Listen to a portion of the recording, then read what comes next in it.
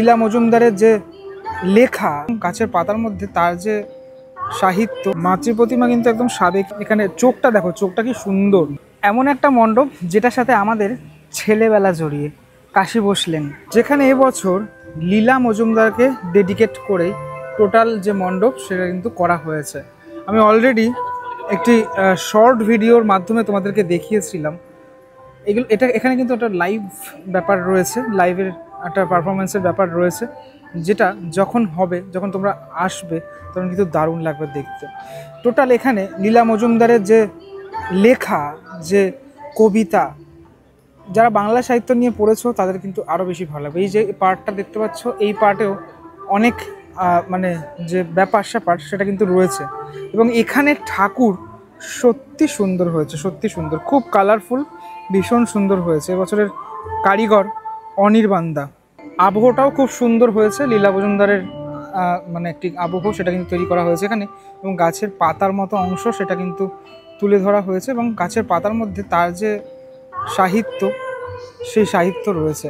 আমি নিজে বাংলা সাহিত্যের ইতিহাস নিয়ে পড়েছি, মানে বাংলা সাহিত্য নিয়ে আমি পড়েছি, যেহেতু আমি বাংলায় অনার্স, সেটার জন্যই আমি এই ব্যাপারগুলোর সাথে রিলেট করতে পারি। লীলা মজুমদারের বিভিন্ন লেখা পুরো এই বাড়িগুলোর মধ্যে এইভাবে লেখা হয়েছে, যার ফলে টোটাল বিষয়টা এত সুন্দর লাগছে। আর লাইটিংয়ের কাজ সেটা তো অনবদ্য কাজ। এই যে পার্টটা দেখছো এটা কিন্তু পুরোপুরি ঘুরবে, হ্যাঁ, এখানটা আসলে তোমরা দেখতে পারবে এই অংশটা পুরোপুরি ঘুরবে। এবং সামনে এখানে একটা ক্যারেক্টার রয়েছে, লীলা মজুমদারেরই সৃষ্ট ক্যারেক্টার, সেই ক্যারেক্টারও এখানে দেখতে পাওয়া যাচ্ছে। মাতৃ প্রতিমা কিন্তু একদম সাবেকি মাতৃ প্রতিমা বলা চলে। মায়ের যে সাজ সেটা কিন্তু সত্যি সুন্দর, মায়ের সাজের অংশ থেকে শুরু করে প্রত্যেকে এখানে একদম আলাদা রকমের যে সাজে সুসজ্জিত হয়েছেন। আমি যেটা দেখতে পাচ্ছি সবুজ রঙের অসুর রয়েছে, ভিতরের যে অংশটা সেখানে কিন্তু খুব সুন্দরভাবে ফুটিয়ে তুলেছেন ওনারা। আর এইখানের যে লাইটিংটা সেটাও সত্যি ভালো লাগছে।